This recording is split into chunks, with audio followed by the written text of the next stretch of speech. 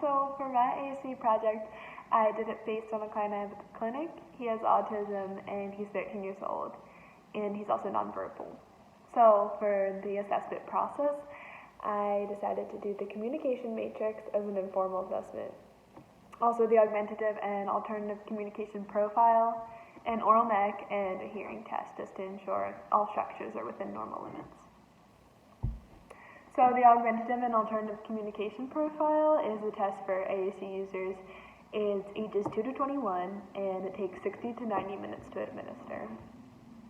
It covers all areas of learning that make up a competent communicator, and so the areas of learning are operational, which is technical skills, how to use an AAC device, linguistic, which is receptive and expressive language skills, social, which is skills needed for social communication, and also strategic, which is effective communication and compensatory strategies. So in addition to this, I also gave the communication matrix, which is an interview for parents to fill out, and the big picture you're trying to get from it is how the client is communicating currently. And so it has two major aspects of communication that it looks at. It looks at the reasons that people communicate and also the behaviors that people use to communicate. And the communication matrix is really helpful in determining goals for intervention. So then after the evaluation process, a multidisciplinary team was formed to figure out how to best suit the client's needs. It consisted of a PT, an OT, a school psychologist, a teacher, and an SLP. And they all did their assessments separately and then came together to decide what to do for the client. And also the family was also heavily involved in the decision making as well. So through this collaboration and meeting together, they decided that the best option for the client was to use Pro, which is an app on the iPad, so it's a high-tech AAC device. And then also, they developed a low-tech AAC device, which is just like a core board and a fringe board.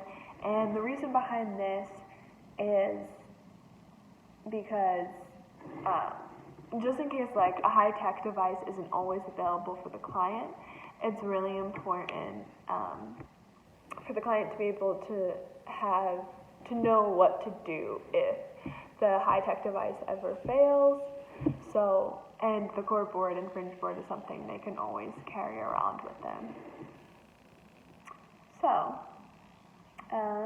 also in intervention, since the client has a severe to profound expressive and receptive language disorder, he lacks a consistent ability to express his wants and needs. So in intervention, he is going to work on expressing his wants and needs and also receptively identifying a variety of food and clothing. So that's going to be the first two categories that he's going to work on. And then also his goals are going to go along with pragmatic skills of initiation, joint attention, and also turn taking. So are his goals for intervention. So for my project, I made a core board, and it has core words. It has 50 core words, and then I also made a fringe board that would be for like his first couple months of therapy, since he's working on food and clothing, receptively identifying those categories first, and then he would eventually move on to other categories and keep those fringe boards for communication, but he would add new fringe boards for communication along with his Pro on his iPad.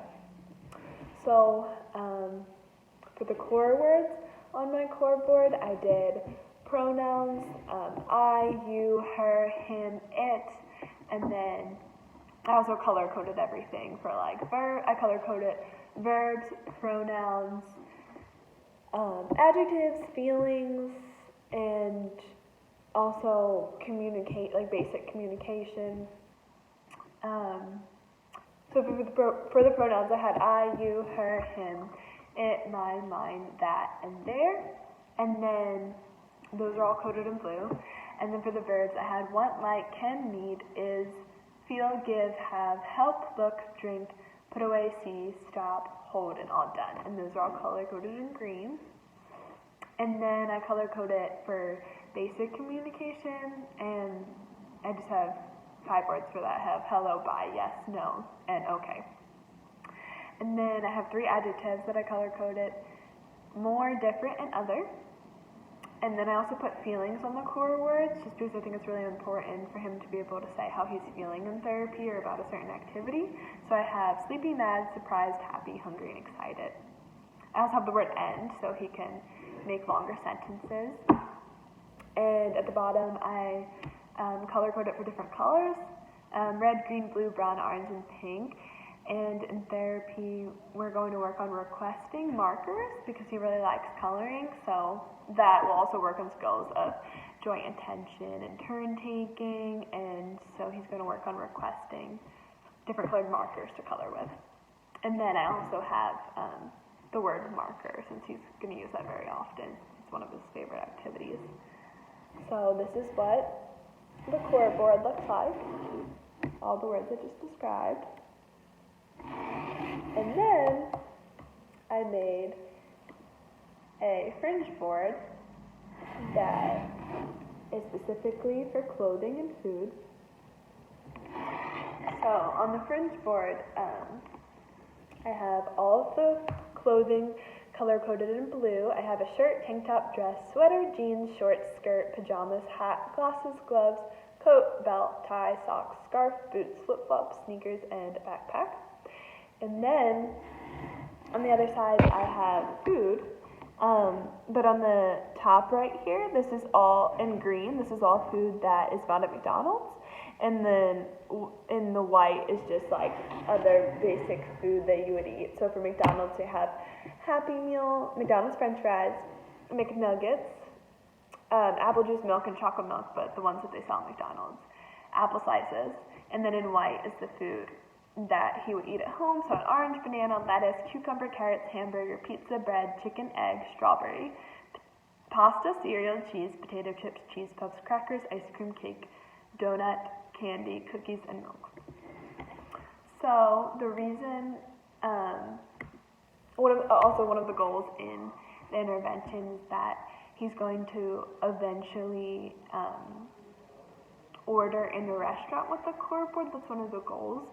And that's one of the things his family really wanted to see him do, because they love to go out to eat a lot. So they wanted him to have communication when they go out to eat, just to bring like a simple core board with him and point to what he wants. And he really loves McDonald's, so I thought it would be really good to start with that. And just so eventually he can work his way up to doing this. We're going to practice that in therapy, and then also in therapy we're going to go to McDonald's and work on it, because we really want him to be able to do that with his family as one of his goals. So that is my AAC project. Thank you.